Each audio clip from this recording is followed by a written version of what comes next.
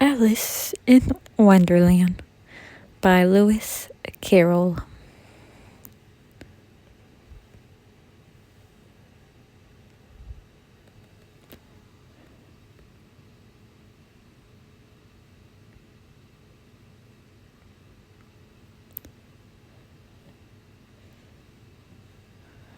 Chapter 1.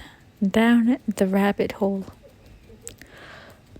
Alice was beginning to get very tired of sitting by her sister on the bank and of having nothing to do once or twice.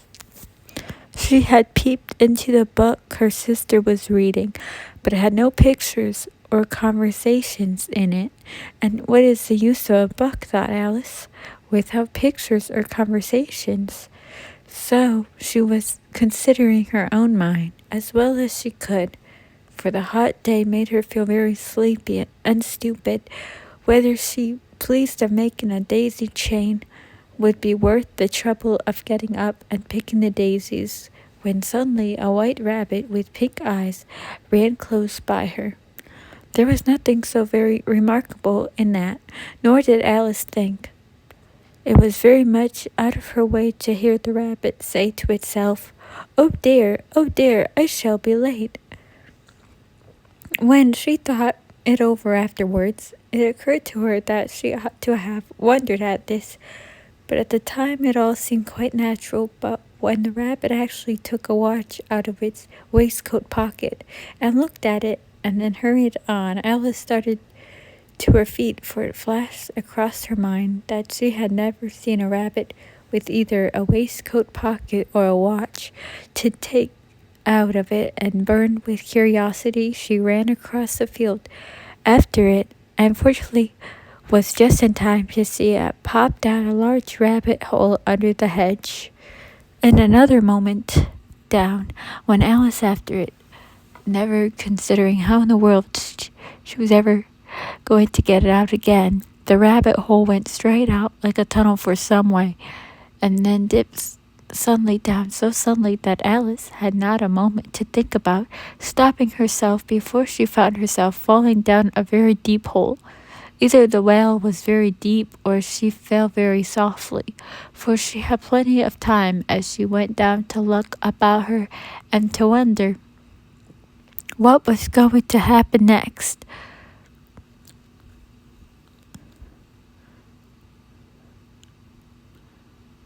First, she tried to look down and make out what she was coming to, but it was too dark to see anything.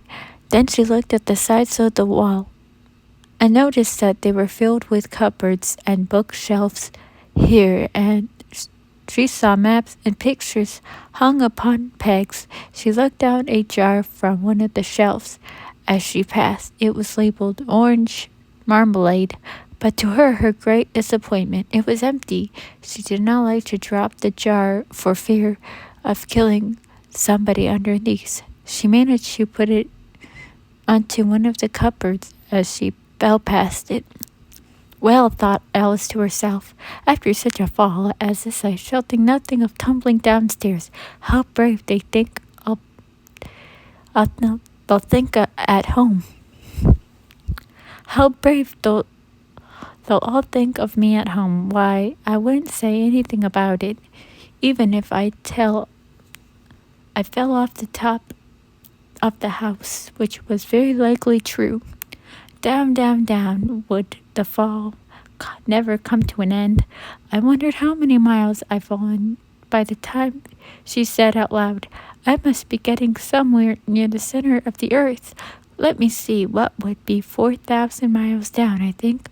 For you see, Alice had learned several of these sort of things in her lesson in the schoolroom, and through this was not a very good opportunity for showing off her knowledge, as there was no one to listen to her. Still, it was good practice to say it over.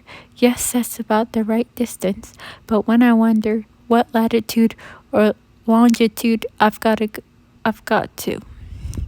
Alice had no idea what latitude was, or longitude either, but They were nice, grand words to say. Presently she began again. I wonder if I shall fall right past the earth, how funny it will seem to come out among the people that walk with their heads downward. The antipaths, I think. She was rather glad there were no one listening this time, as it didn't sound at all the right word. But I shall have to ask them what the name of the country is. Please, Mamma. Is this the New Zealand? Or Australia? And she tried to curtsy as she spoke. Fancy curtsying as you're falling through the air. Do you think you could manage it? And what an ignorant little girl she'll think me for asking. No, I'll never do to ask. Perhaps I shall see it written up somewhere. Down, down, down.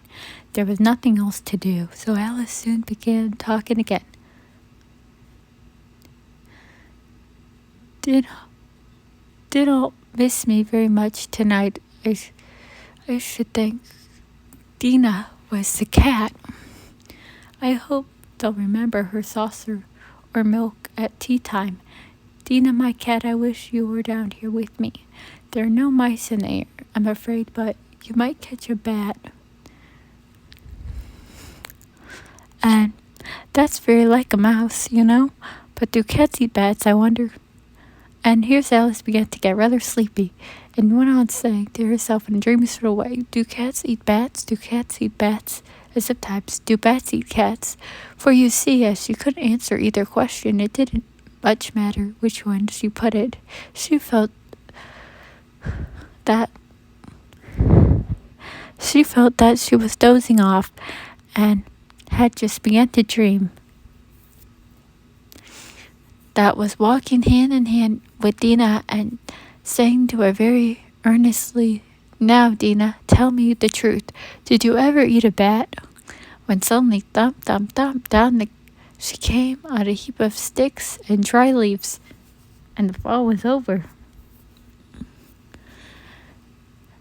Alice was not a bit hurt, and she jumped up to her feet. In a moment she looked up, but it was all dark overhead. Before her, another long passage, and the white rabbit was still in sight, hurrying down.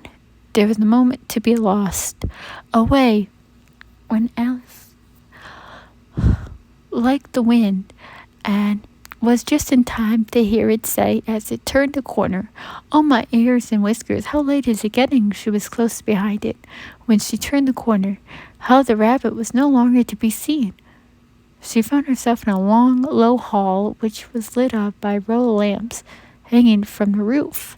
There were doors all around the hall, but they were all locked, and when Alice had seen all the way down one side and the other, trying every door, she walked sadly down the middle, wondering how she was ever going to get out again.